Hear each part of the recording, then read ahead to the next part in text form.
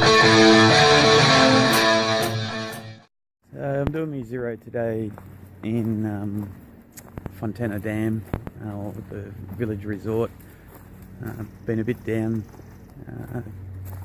today. It is a nice day and I should be hiking, but I was a bit flat a couple of days ago as well. But yeah, just haven't been able to contact Savvy and Tash until today. They're asleep at the moment, so I'm hoping to Skype them tonight. But yeah, just really missing them, made them flat. Got a video from Savvy, which I've only just sort of watched. Very proud. She got school captain. She was very excited about, and I'm really happy for you. So well done, Savvy. Yeah, seeing that video just really pushed it home a little bit more that I'm missing them. And yeah, I'm really looking forward to the Skyping tonight. So I'll see you two tonight, guys. All right, see ya. Look at the size of the bees they have here. They're bumblebees. They are massive.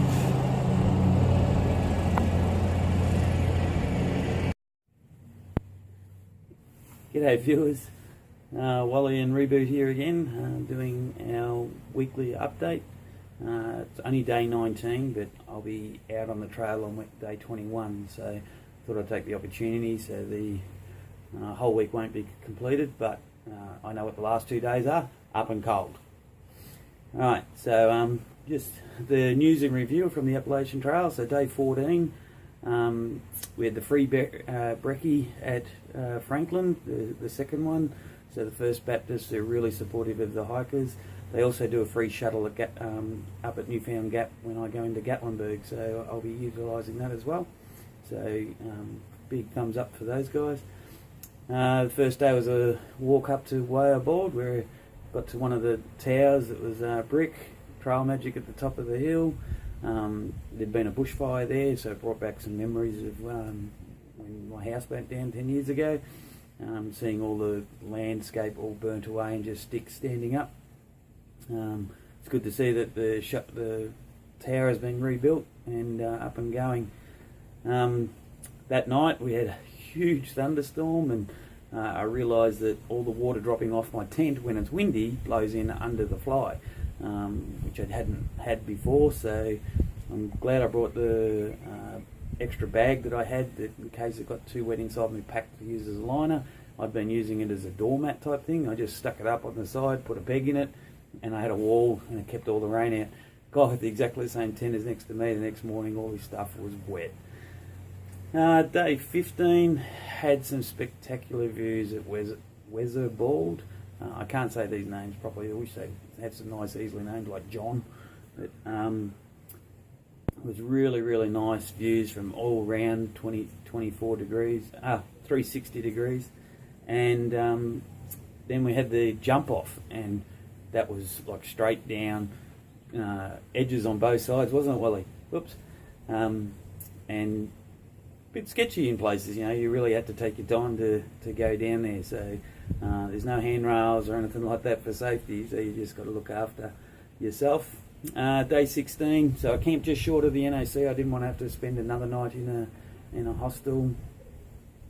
Had breakfast at the NOC. It was reasonable, nice on the river, just relaxing.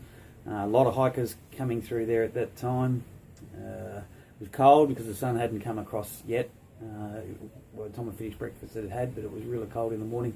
But I knew I had all day up. And this was really the first extended period of challenge. Like Bly Gap up after going into the North Carolina was really hard, but for a short amount of time, like maybe an hour.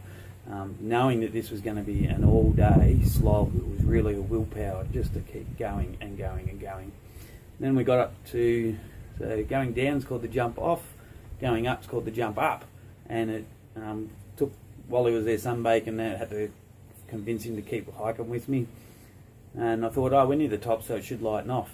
No. When you get near the top, they make it even steeper. And I was getting the app out, my Gut Hooks app, which I'll put a clip in just around now, so you can have a look at what I'm looking at. But I was looking at it, and I kept hitting the button to see where the top of the mountain was. It's 0.5, 0.4, 0.3. And by 0.3 miles to go, it was getting really steep, and lots of swearing was happening when you're going around corners and you're seeing more stairs. And there was 0.2, 0.1, and it was saying nearby. And come on, let me get to the top of this mountain. So this is my gut hooks app, and what it shows is the elevations. That's the main arrow I use. So down the bottom is the map from the start to Standing Bear, which is about 240 miles. And you can see just faintly, but you can see all the mountains, and the box in the middle is where I currently am, and then the end of it is the Smokies, which is the highest points, and before the box is all the mountains I've done so far. So that box down there in the bottom is what's showing on the screen up the top, and as you can see, there's two major drop-offs, which is into the NOC and then into Fontana Dam. And when they dropped off, the next day it was a massive up. So this is the up from the NOC up to Geovald, and it was 7 miles all day, or 12 kilometres. And then it also has a whole lot of information at different points. So it shows water sources, shows the NOC down at the bottom. The blue ones are the water sources, got binoculars. So that was the jump up where I had Wally sunbaking. Then there's the shelter.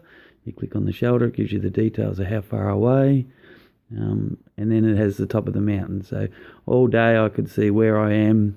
I can spread it out, and it gives me a whole lot of details that you normally wouldn't have. So really, really handy piece of equipment to have.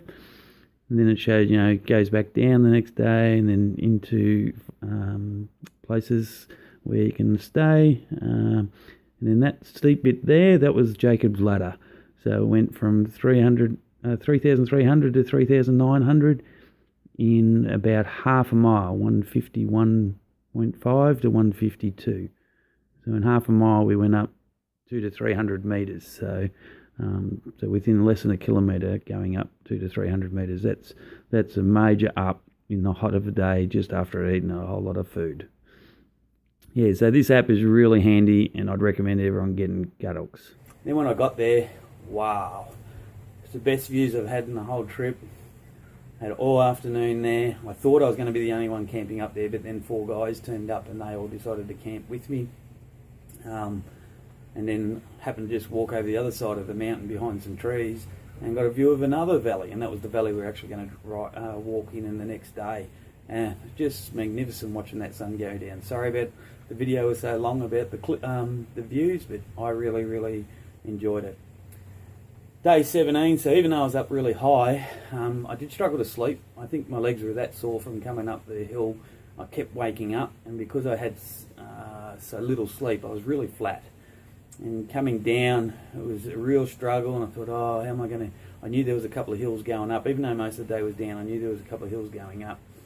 And how am I going to do this? And then I got to Stokoe Gap, and just as I got there, 2 people arrived Easter Sunday, took time out of their day, had sandwiches made, Coke, chips, lollies, everything at their own expense. They've been doing it for at least since 2014, because they had a book there that they asked us to sign and write our names in so they could see who they've helped.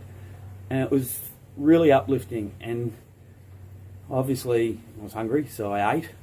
I had a little bit more, and they kept saying, keep eating, keep eating. So I had lots to eat, not realising, not checking my book, that the up I was going up afterwards was Jacob's Ladder, which is, I knew from watching a guy called Spielberg a couple of years ago, is quite steep. And then I tried to walk up that with that full belly, and it was the warmest probably day that we've had on the trail, and it took it out of me. I was going up and up and up, and I was only going like 20 yards, or 20 metres and stopping, 20 metres and stopping, 20 metres and stopping. But like 20 metres, it was like 3 stories up. It was really, really steep. But again, short period. Got to the top of that, there was a shoulder there. I stopped and had a rest. Wally wouldn't let me go any further. He said, we've got to lie down. So we had to lie down for 5-10 minutes. Then I put my pack on, and for the rest of the day I was on autopilot. And I thought, the more I do today, the less I've got to do tomorrow. And I'd made my decision by then. I was going to actually take a 0 in Fontana Dam. I had been thinking about it anyway, because I need to lose a couple of days for my schedule. And it pretty much made my mind up. So day 18. And I met up with a couple of guys that I've seen quite a bit and have a lot in common with, Dog Whisperer and Dusseldorf. They've been hiking together and I've sort of been hiking around them. So I camped with them that night, and then the next morning we all hiked in, not together, sort of separate again. So for people would understand, majority of the day I am hiking by myself, but I could be within 300 yards of the others, or it might even be a mile. But we usually are around each other, but you're not hiking together. And I'm probably seeing 50 people that I see every day. They stop, I walk past, an hour later I've stopped for a break, they walk past. So you see them all the time, but just when I'm walking through the trail, I don't really see them as I'm walking. And if any critters that come out of the bush, you're really by yourself. But I feel comfortable that there's so many people around. Got into Fontana yesterday. We were going to get a free shuttle with the lodge, but the lodge shuttle was getting its tyres repaired, so we had to wait till 3 o'clock in the afternoon, which pretty much means you lose the day. So we walked down to the visitor centre, and then these guys that are doing the hike, Warrior Expeditions, I think they're called. There's a group of about 9 or 10 of them. One of them's had his partner and his kids come to visit him here. They offered to give us a free ride to the lodge because they were staying at the lodge too. So it was brilliant. We all needed it. But we had too many to go, so me and Dog Whisperer stayed back and we allowed the other two to go first, Jukebox and Dusseldorf. It was the best move I made, because while we were sitting there, some young guy came up who had been eating his lunch with his partner. They didn't want all of their pizza. They come offered, do you want pizza and chicken wings? Oh yes, we're hungry, so yes, we want pizza and chicken wings. So we got a trail magic while I was sitting there and waiting, and poor old Dusseldorf hasn't had trail magic since day 2, so he wasn't happy when we got here. Did me laundry. Now, this place is massive. It's got cabins, it's got a general store, it's got a post office, all run by this one place. There's 40 rooms here, there's probably 100 cabins. The laundromat has 5 washing machines, 4 of them aren't working. And at least 2 of them haven't been working since June last year. So they've got 1 machine for all these people who want to do laundry, and 2 dryers. So we had to put our name in line, so we sat down at the shop and did that. It's just ridiculous to have this many people and not have that laundry service available for so long. They must be making money that they can put that in. Got me resupply, had dinner at the Wood Grill, I think it is, quite nice. And then I shared a room with Jukebox. I was going to share with another gentleman, but a friend of his called and said he was coming to visit, so he went with that person. And then I'd been speaking with Jukebox and I said, well, do you want to share a room? So we shared a room, and then he's going back. He's actually going to stay at the shelter at the lake, and Dog Whisperer is also going to go and do that. So for the second night, me and Dusseldorf are going to share a room, so it's costing us $40 each for a night, which I think is very, very reasonable. So that's pretty much it, what's happened so far. It's day 19 at the moment. And then I've got day 20 and 21, which will be going into the Smokies. It's uphill day 20. 21's a bit more walking along a ridge. That's Wednesday and Thursday. Now Wednesday night's supposed to be thunderstorms and rain. Thursday's supposed to be alright. Friday night, it's going to take me till Sunday to get to Gatlinburg. Friday night, Saturday morning, it's heavy rain and snow. So Saturday, and wherever I camp Saturday night, I'm like, good chance I'll be camping in snow again. The good thing for me is on Sunday I get off the trail, go into Gatlinburg. I've got a room for a week. I won't be using it for a week, but it was too good a value to miss having. And I've offered a couple of hikers to chip in, and I think it can hold 4 people in the room if they want. And then they'll just split the costs of however long they stay. So that's the week in review. That Guthooks app, which I would have put a clip in by now, really, really helpful. I live off that thing, mainly for the elevation. It does have a map as well, but it's really the elevation. When I'm getting struggling to get to the top of the mountains, I just bring out the app. Oh, I'm nearly there, and you get a boost of energy to get to the top. I make sure I don't pull it out right at the start. When I'm really feeling it at the start, I go, oh, how far to go? And if I've only gone a quarter of the way, that's going to be demoralising. So I leave it as long as I can, and I think I must be getting to the top. The other thing it's good for is to tell you where views are coming. So if you get a half view and you, oh, well, I'll take a photo here, and then I go and look at the app and say, oh no, if I walk another 500 yards or half a kilometre, I get the same view with no trees in the way. But sorry, there are so many shots with trees. It's just, for me, I can see it as brilliant. I can see through the trees. I know from watching YouTube videos. To you, it's just going to be some trees with something in the background. But it's hard not to get the camera out to take the pictures. Hope you're all enjoying it. I'm having me ups and downs. This is a lot harder than I expected it to be hard, but this is even harder. The hikes I've done in Australia, none of them are as straight up as these things. These go up, up, up, and it surprised me. You'll see in that Gather Hooks app down the bottom of the map, I've got the first 240 miles, and you can see it goes up and down, up and down, up and down. And I've only done 2/3 of the first map. There's 11 of them. And the last third is the Smokies, which is probably the third hardest section of the whole hike in terms of going up and down. New Hampshire and the Whites would be number 1. Maine would probably be number 2, especially southern Maine. And then the Smokies. And the Smokies is because you're not used to it yet either. So I'm hoping the weather holds for me. I don't want to see snow. I think I had that day of snow. That was enough for me. It was very cold. And I want... The last night before I got into Fontana was really warm. The best night's sleep I'd had. So I want to get away from those cold nights too. Anyway, thanks for watching. And keep tuned. I'll keep videoing. See you, Wally. Bye. Yeah, I know, Wally. I forgot to do the financials. Sorry, guys. Financials, week 3. So still a couple of days to go. But so far this week, I've paid $90 for the hostel. So 2 nights here, $45 a night. The room's $90 for 2 people, and we're splitting it. So, whoa, what are you doing, Wally? Sit still. Restaurant food since I've been here is $79. So I've had a dinner last night and a breakfast this morning. I've had a couple of Cokes and bought some chips. That's about it. So there'll be another probably dinner and breakfast before the end of this week. $5 on other. So I bought... I had to do some mail, so that was $2 and $3 laundry. And don't ever let Dusseldorf be in charge of the laundry machine. He just kept adding in 50-cent pieces, quarters, and kept going up and up and up. And our washing was really clean because it washed for about 45 minutes. All the people behind us weren't real happy. Resupply, $43. So I had to get some toothpaste, had to get a fuel canister. That was at the NOC. And then I've got a couple of breakfasts, a couple of dinners, and some trail mix. I was right for lunches. Not really eating a lot for lunch, but I've got those little tortilla type bread things with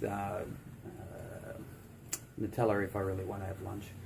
And I just had to buy some duct tape as well, running out for around my feet. No blisters, reporting on feet and that, all good. Got a couple of big cuts in my fingers from the cold, and the skin's not used to it obviously, and I don't want them to get infected. That concern me a little bit. And the one spot, the pack, really like the pack, but all the little adjustments, they come loose, and then if you don't notice it, you start feeling sore, or they come right off when you think you've broken your pack. So I was tying knots in them, but when I tied knots in them, other things would loosen up, and then that would be the wrong position. And on this one side, my back's starting to ache in the late afternoons every day. So I've got to try and sort that out. Some of it's about the weight that I am carrying, so I've dropped some of the weight out. I've undone all the knots, and I'm going to retry and position it all, and then just every time I stop, readjust it back into position. So the total cost so far this week in American dollars is $217.63. Probably spend another 40 probably before I go, so that'd be about $260. and in Australian dollars that's $290. So far for 3 weeks, where are we? 447 plus, say, 260, $707 in the US. 290, so that would be probably about 350 and 596, 896, $946, which is about $200 better than I expected, but I was supposed to be by day 21 at Gatlinburg, and because I started 2 days early, I'm not there yet, so that sort of offset. By week 4 that'll reline back up, so yeah, doing better than my budget, but it's sort of a false economy at the moment. Alright, again, thanks for watching. I'm living and loving life, and yeah, I'll give you another update soon.